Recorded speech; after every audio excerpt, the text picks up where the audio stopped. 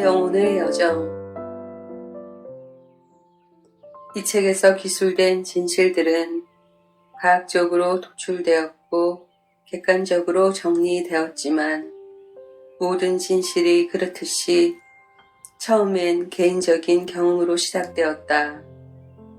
내 삶을 점철해왔던 삶을 향한 열정은 나 자신의 깨달음에 영감을 불어넣어주고 방향타 구실을 해주다가 마침내 이 책으로서 작은 열매나마 맺게 된 것 같다. 3살 때 나는 어느 순간 존재의 충만감을 경험한 적이 있다.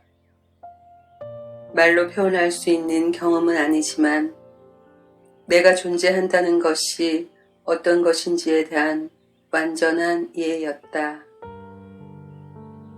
하지만 나는 곧이어 나라는 존재가 흔적도 없이 사라질 수도 있다는 무서운 인식을 더불어 맛보아야 했다. 이것은 무지의 상태에 잠겨 있다가 존재 자체를 비로소 의식하게 된 순간적인 깨우침이라 할 수 있다. 그 순간 나라는 개인이 태어난 셈이고 존재와 비존재의 이원론이 내 삶의 영역에 들어왔다. 사춘기를 그치면서 존재의 모순과 자신이 무엇인가에 대한 의문은 반복되었다. 나 자신은 가끔 더 큰 비인간의 자신으로 느껴지기 시작했고 처음 느꼈던 비존재에 대한 두려움, 즉 우에 대한 근본적인 두려움이 계속되었다. 1939년 나는 위스콘시에서 매일 25km를 돌면서 신문을 배달했다. 추운 겨울날 집으로부터 멀리 떨어진 곳에서 영하 20도의 눈보라를 만났다. 자전거는 얼음판 위에 넘어졌고 거센 바람이 불어와 자전거 손잡이의 바구니에 담긴 신문들을 얼음과 눈으로 덮인 들판으로 마구 흩날려 버렸다. 좌절과 피로에서 오는 눈물이 내 얼굴을 뒤덮었다. 내 옷은 꽁꽁 얼어붙었다. 바람을 피하려고 나는 높은 눈둔덕의 얼음장을 깨고 구덩이를 파고는 그리로 기어 들어갔다. 으스스 떨리던 몸에 따사로움이 느껴지기 시작했고 말로 표현하기 어려운 평화가 찾아왔다. 시작도 끝도 없는 찬란한 빛과 무한한 사랑이 나에게 다가와 나를 포용했다. 그 빛에 감싸여 나는 나 자신을 잊어갔다. 나는 육체와 주변의 모든 것을 망각하기 시작했고 내 의식은 만물에 내재하는 빛 속으로 녹아 들어갔다. 내 마음은 점점 고요해졌고 모든 생각이 정지되었다. 시간과 묘사의 영역을 초월한 무한한 존재만이 과거와 현재와 미래의 모든 것이었다. 영겁의 시간이 흐른 듯했다. 나는 누군가가 무릎을 흔드는 바람에 정신을 차렸다. 아버지의 걱정스러운 얼굴이 내 앞에 나타났다. 나는 육체로 돌아오는 것이 내키지 않았지만 어쩔 수 없었다. 나는 아버지를 사랑했고 그 아버지가 수심에 잠겨 있었으니까 마치 나와는 무관한 일이라는 듯 나의 죽음을 두려워하는 아버지에게서 연민을 느꼈다. 죽음이라는 것이 그렇게 불합리한 것처럼 느껴질 수 없었다. 나는 나 자신의 이런 체험을 누구에게도 말한 적이 없다. 그런 것을 이해시킬 수 있는 말이 없었기 때문이다. 나는 성인들의 삶에 대해 읽거나 들어본 적은 있었지만 다른 영적인 체험에 대해서는 그때껏 들어본 적이 없었다. 그러나 이런 체험을 하고 나자 세상의 모든 현실이 일시적인 것에 지나지 않는 것으로 비춰지기 시작했다. 전통적인 종교적 가르침은 의미를 잃었고 역설적으로 나는 불가지론자가 되었다. 모든 존재를 정화시킨다고 내가 느꼈던 신성의 빛에 비하면 전통적인 종교에서 거론되는 신성의 빛은 오히려 어둡게 느껴졌다. 나는 종교를 잃은 대신 영성의 의미를 발견한 것이다. 제2차 세계대전 동안 나는 위험한 지뢰 탐지 부대에 배치되었고 죽음의 그림자에 가까이 있었다. 하지만 다른 요원들과 달리 나는 두려워하지 않았다. 죽음이라는 것이 마치 설 자리를 잃어버린 것처럼 전쟁이 끝나자 마음의 복잡성에 매료된 나는 정신치료학을 공부하고자 의과대학에 진학하기로 결정했다. 나를 지도하는 콜롬비아 대학의 정신분석학 교수도 불가지론자였다. 우리는 전통적인 종교에 만족할 수 없다는 데 의견을 같이 했다. 공부는 잘 되었고 세월이 흐름에 따라 내 경력도 쌓여갔다. 내 인생은 매우 성공적이었다. 그러나 성공적인 직업 생활은 나를 조용히 있도록 내버려 두지 않았다. 나는 아무 손도 쓸 수 없는 치명적인 병을 앓게 되었다. 38세에는 최악에 다다라 죽음을 눈앞에 두게 되었다. 내 몸을 걱정하지는 않았지만 내 영혼은 극도의 절망과 번민에 휩싸였다. 마지막 순간이 다가오자 내 마음에 신이 존재한다고 해도 무슨 소용이람 하는 생각이 번개같이 스쳐갔다.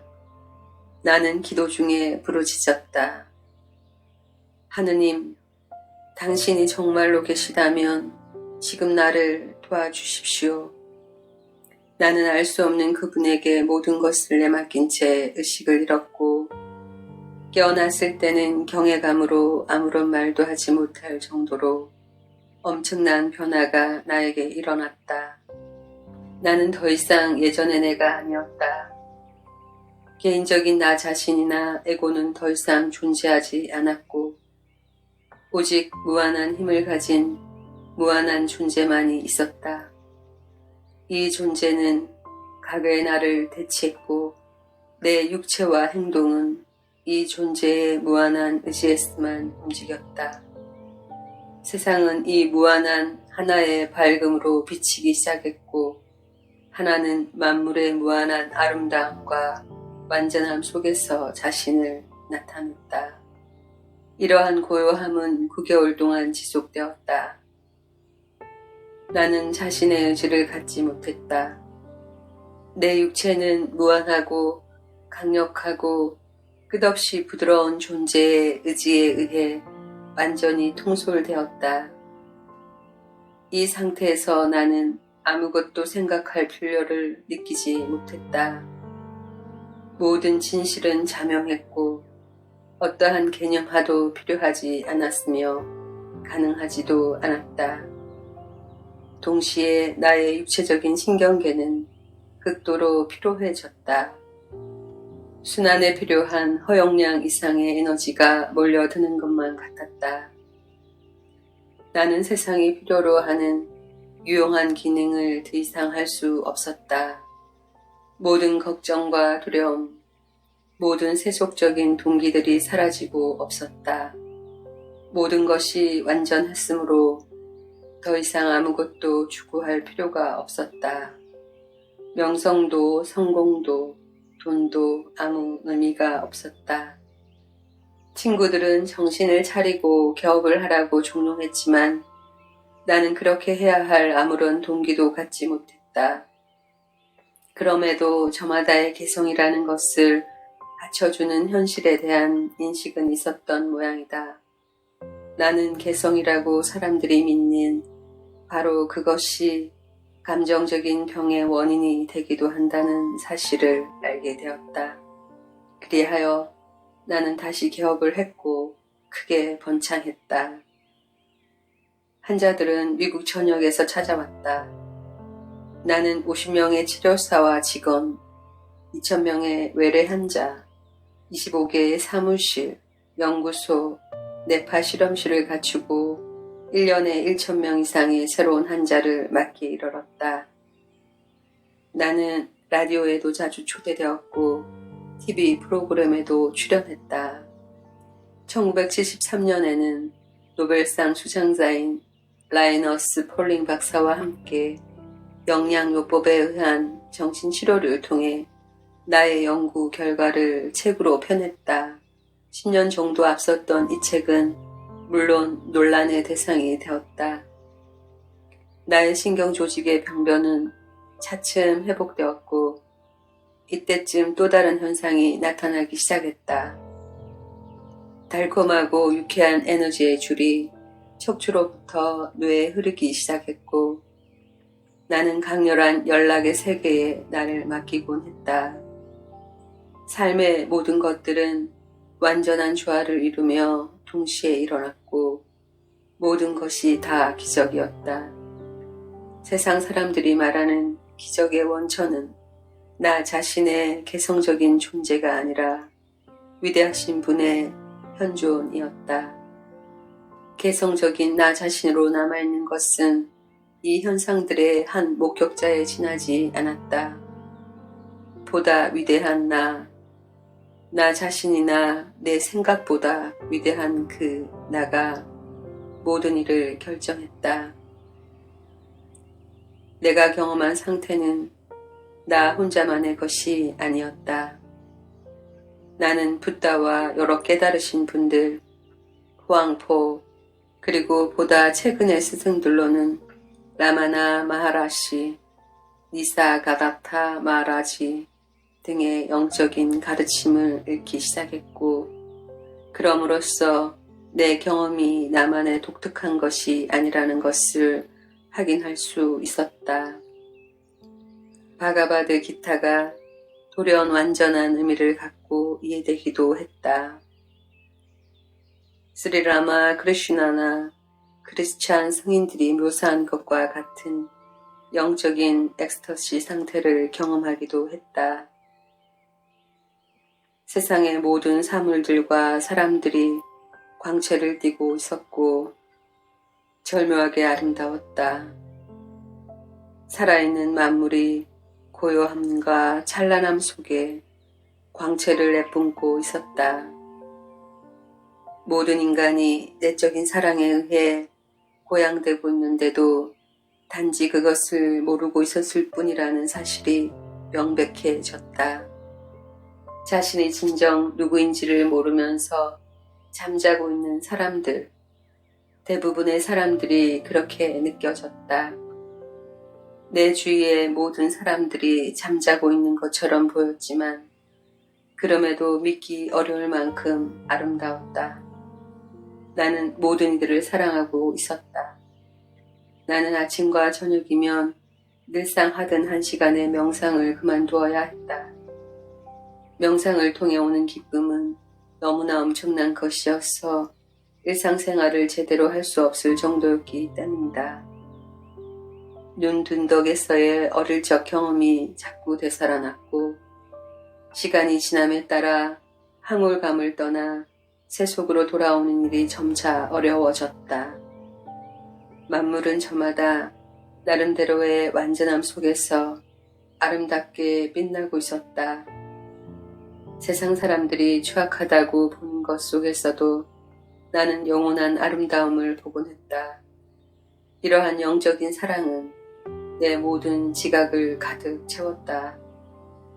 여기와 저기, 그때와 지금, 너와 나라는 모든 경계선이 사라졌다. 나는 여러 해 동안 내면의 침묵에 잠겨 있었고 위대한 그분의 힘은 커져갔다. 나에게는 개인적인 생활이 없었다. 개인의 의지라는 것도 더 이상 존재하지 않았다. 나는 무한하신 그분의 도구였고 그분의 의지에 따라 움직였다. 많은 사람들은 그분이 내뿜는 오라 속에서 기이한 평화를 느끼곤 했다. 많은 이들이 나에게서 해답을 얻으려고 했지만 데이비드라는 개인은 더 이상 존재하지 않았으므로 그들은 그들의 진화로부터 해답을 얻고 있다는 것을 알고 있었다. 그리고 그들의 진화라고 해서 나의 그것과 다를 리는 없었다. 누구를 보더라도 그들의 눈 속에서 나는 나의 진화가 비치는 것을 볼 수 있었다. 내가 어떻게 모든 사람들의 육체 속으로 들어갈 수 있는지 놀라운 일이 아닐 수 없었다. 통상의 이해를 넘어서는 기적 같은 일들이 일어났다. 여러 해 동안 고통받았던 지병들이 사라졌다. 내 시력은 저절로 정상으로 돌아왔고 항상 쓰던 돋보기 안경이 필요 없게 되었다. 가끔씩 나는 축복의 에너지, 무한한 사랑의 에너지가 내 가슴에서 방사되기 시작하고 있다는 것을 느끼곤 했다. 언젠가 한 번은 고속도로를 달리고 있는 중에 이런 에너지가 내 가슴 속에서 방사되기 시작했다. 구분기를 돌아들었을 때 자동차 사고가 일어나 있었다. 전복된 자동차의 바퀴가 아직 돌고 있었다. 그 에너지는 자동차에 타고 있는 사람들에게 강렬하게 파고 들어갔고 거기에서 저절로 멈추었다. 또 한 번은 낯선 도시의 거리를 걷고 있을 때였다. 에너지가 나보다 한 블록 앞서서 흘러내려가기 시작했는데 결국 나는 갱들이 싸우는 현장과 마주치게 되었다. 그들은 뒤로 넘어진 후 웃기 시작했고 에너지는 거기에서 멈추었다. 심각한 인식의 변화가 아무런 예고도 없이 전혀 예측할 수 없는 상황 속에서 일어나곤 했다. 롱아일랜드의 로스만에서 식사를 하는 도중에는 떨어져 보여야 할 물체와 사람들이 그분의 존재가 강렬해짐에 따라 하나로 융합되는 경험을 한 적이 있다. 아무런 동작도 일어나지 않는 절대의 침묵 속에서 나는 아무런 사건들도 사물들도 존재하지 않는다는 것을 알 수 있었다. 과거, 현재, 미래는 인식의 가공물에 지나지 않았기 때문에 태어나고 죽는 것은 분리된 나가 존재한다는 착각이 태어나고 죽는 것이나 다름이 없었다. 그처럼 한정된 가짜의 자기가 진정한 근원인 우주적 진화에 융합될 때는 말로 표현할 수 없는 귀향의 안도감과 절대적인 평화를 느끼게 되고 모든 고통에서 해방되었다는 구원감에 잠기게 된다. 모든 고통의 근원은 나라는 에고가 존재한다는 환상에서 온다. 자신이 곧 우주이고 완전한 존재이고 존재하는 모든 것과 사실은 하나이며 끝이 없는 영원한 존재라는 것을 깨달을 때 고통은 더 이상 설 자리가 없게 된다. 세계의 여러 나라에서 환자들이 몰려들었고 그 중에는 극도로 절망적인 환자들도 있었다. 괴상하고 비틀린 환자들이 담요에 쌓여 고질화된 정신 이상이나 치료가 거의 불가능한 정신병을 치료하기 위해 머나먼 병원에서 이송되어 왔다.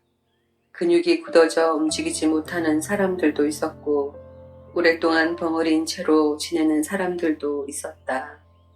그러나 이 불구의 환자 한 사람 한 사람에게서 나는 사랑과 아름다움의 정수를 선연하게 볼 수 있었다. 통상적인 눈으로는 이 사랑과 아름다움을 볼 수 없기 때문에 그 사람들은 이렇게 세상에서 버림을 받게 된 것이리라. 어느 날 말을 못하고 몸이 굳은 환자가 찾아왔다. 그녀는 심한 신경병변으로 서 있을 수조차 없었다. 환자는 마룻바닥에서 경직 상태로 들어가 눈이 뒤집어졌다. 머리는 헝클어지고 옷은 갈기갈기 찢어진 그녀는 짐승 같은 소리를 내고 있었다. 집안이 넉넉하여 세계에서 유명하다는 의사를 다 찾아다니며 모든 방법을 다 취해봤지만 치료 불능 환자로 낙인이 찍힌 상태였다. 나는 그녀를 보는 순간 마음속으로 묻지 않을 수 없었다. 하느님, 이 여인을 어찌하오리까? 나는 오직 그녀를 사랑하는 일만이 필요한 모든 것임을 깨달았다. 그녀의 내적인 자아가 그녀의 눈 속에 비치고 있었고 나는 나를 그 사람의 본질과 연결시켰다. 그 순간 그녀는 자신이 진정 누구였는지 깨달았고 치유될 수 있었다. 그녀의 마음과 육체에 생겨난 일들은 이제 그녀에게 더 이상 문제가 되지 않았다. 이러한 예는 수도 없이 많은 환자에게 일어났다. 어떤 환자들은 세상 사람들이 지켜보는 가운데 회복되었지만 그렇지 못한 환자들도 있었다. 그러나 일상적인 회복이 가능하든 그렇지 않든 그것은 더 이상 중요하지 않았다.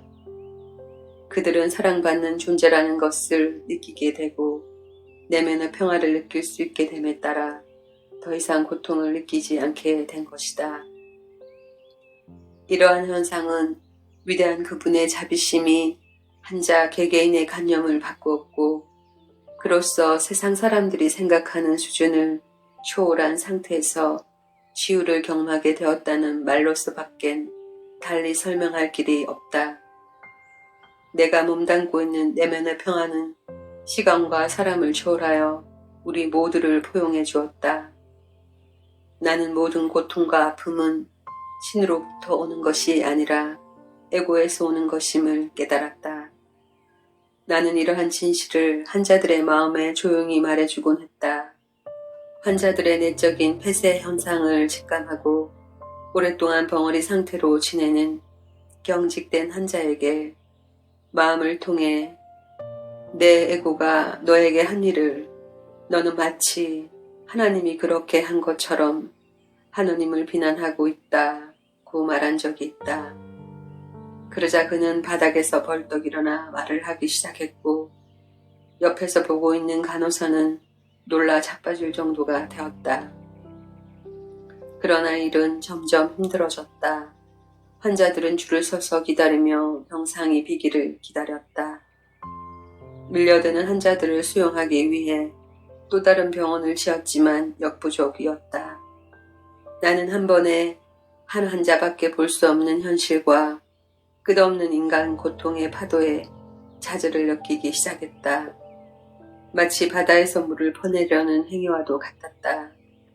사람들이 흔히 겪는 침체 상태나 영적인 고민, 인간 고통의 끝없는 경랑의 원인을 다룰 수 있는 뭔가 다른 방법이 있을 것이다. 나는 그렇게 느끼기 시작했다. 처음으로 운동역학과 만났을 때 나는 즉각 그 잠재력에 놀라지 않을 수 없었다. 그것은 물질 세계와 영혼의 세계라는 두 우주 사이의 벌레 구멍이었고 두 차원 사이의 접촉면이었다. 자신의 근원을 잃어버리고 잠자는 사람들로 가득 찬 세상에서 이 운동역학이야말로 잃어버린 높은 실제와의 연관을 다시 찾게 해줄, 그래서 모두에게 그 근원을 똑똑히 보여줄 수 있는 도구였다. 나는 모든 사물과 생각, 내가 생각할 수 있는 모든 것을 시험하기 시작했다. 제자들과 나의 연구소 직원들도 모두 그 일에 열중했다. 그러던 중 이상한 사실에 주목하게 되었다. 형광등, 살충제, 인공감미료 같은 부정적인 자극은 사람들을 하나같이 약화시켰지만 영적인 수련을 하여 의식 수준이 높아진 사람들에게는 웬일인지 근육의 약화 현상이 일어나지 않는 것이었다. 그들의 의식에서는 뭔가 중요하고 결정적인 변화가 일어난 것이 틀림없었다. 그들은 세상의 변화에 좌우되지 않고 오로지 자신의 마음이 믿는 바에 따라 영향을 받고 있음이 분명했다. 바로 이러한 깨달음을 위한 부단한 수련만이 변화할 수밖에 없는 존재의 부침에 저항할 수 있는 능력을 키워준다는 증거가 아니고 무엇인가. 단지 상상하는 것만으로도 세상의 일들을 바꿀 수 있는 능력에 대해 나는 점점 더 강하게 이끌렸다. 사랑이 부재하는 자리에 사랑이 들어서게 되면 세상이 어떻게 변하는지를 나는 볼 수 있었다. 인간의 문명이라는 것도 특정한 시기에 이런 사랑의 힘에 초점을 맞춤으로써 변화될 수 있었다. 이런 일이 생길 때마다 역사는 새로운 방향으로 나아갔다. 이제 이러한 임계점에 대한 통찰력은 세상 사람들에게 알려질 수 있을 뿐만 아니라 두말할 여지 없이 눈으로 확인할 수 있다는 것이 분명해졌다. 인생의 가장 큰 비극은 푸시케라는 것이 그렇게도 기만당하기가 쉽다는 데에 있는 것 같다. 불협화음과 투쟁은 진실과 허위를 구별하지 못하는 인간의 무능력에서 오는 피할 수 없는 결과이다. 그러나 우리는 이제 기본적인 딜레마의 해결법을 갖게 되었다. 의식의 본질에 대해 눈뜨게 해줄 새로운 방법을 찾게 된 것이다. 뉴욕 5분가의 아파트와 롱아일랜드의 별장을 오가는 생활을 떠나야 할 때가 된 것 같았다. 뭔가 더 중요한 것을 발견한 것이다. 나 자신이 온전한 도구로 쓰여져야 한다는 생각이 커짐에 따라 나는 마침내 이 생각을 실행에 옮기기에 이르렀다. 나는 세상을 떠나 시골에서 온전하기 시작했고 7년 동안 명상과 연구로 시간을 보냈다.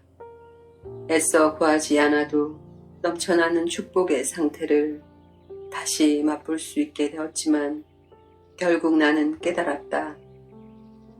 신성한 그분 안에 머무는 법을 나 자신에게 가르쳐야 마땅하지만 동시에 세상 일에서도 재구실을 해야 한다는 것을 나는 그 당시 세상이 어떻게 돌아가는지 전혀 알지 못했다. 연구와 저작을 위해서는 모든 영적 수련을 그만두고 세상이 어떻게 돌아가는지에 집중할 필요가 있었다. 신문을 읽기 시작하고 텔레비전을 보고 거기에 오르내리는 여러 인물들을 알게 되었고 최근의 사회적 관심사가 무엇인지를 알게 되었다. 세상과 사귀는 것이 즐거운 일이 되었다. 자기 자신의 에너지를 집단의식계로 보냄으로써 모든 인류에게 영향을 끼치는 신비주의자들의 영역처럼 진리에 대한 주관적이고 예외적인 체험에 대해서는 대다수의 인류가 이해하지 못한다. 그러니 영적인 것을 추구하지 않는 사람들에게는 그 의미가 제한될 수밖에 없다. 나는 평범한 존재 자체가 곧 신성의 표현이기도 하다는 이유에서 한껏 평범해지기로 작정했다.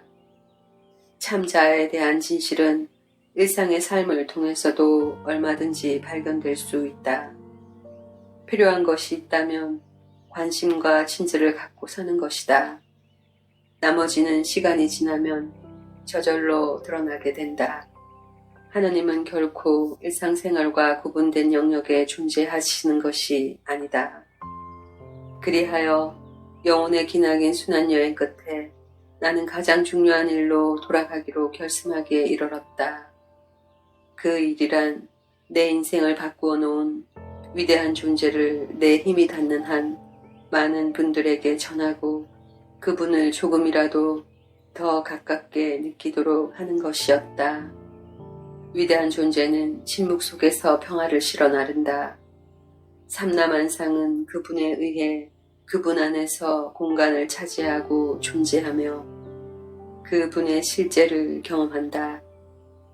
그분은 무한히 온화하지만 바위와 같기도 하다. 그분과 함께 있을 때면 모든 두려움이 사라진다. 영적인 기쁨은 설명할 길 없는 고요한 항울 상태에서 나타난다. 시간관념이 멈추고 근심 걱정도 후회도 고통도 어떠한 기대도 더 이상 존재하지 않는다. 기쁨의 원천은 끝이 없으며 언제 어디에나 있다. 시작도 끝도 없고 더 이상 상실감도 없고 슬픔이나 욕망도 존재하지 않게 된다. 필요한 것은 아무것도 없다. 모든 것이 완전하고 흠이 없다. 시간이 정지할 때 모든 문제는 사라진다.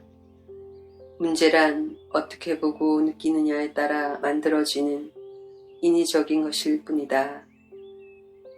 위대한 존재가 있는 한 육체와 마음의 분별은 아무런 의미가 없다. 마음속에서 침묵이 점점 커져서 내가 존재한다는 생각조차 사라지게 되면 순수 의식은 현재에도 과거에도 앞으로도 영원히 그 빛을 비추어 줄 것이다. 삼라 만상과 온 우주를 초월하고 시간을 초월하고 시작도 끝도 없이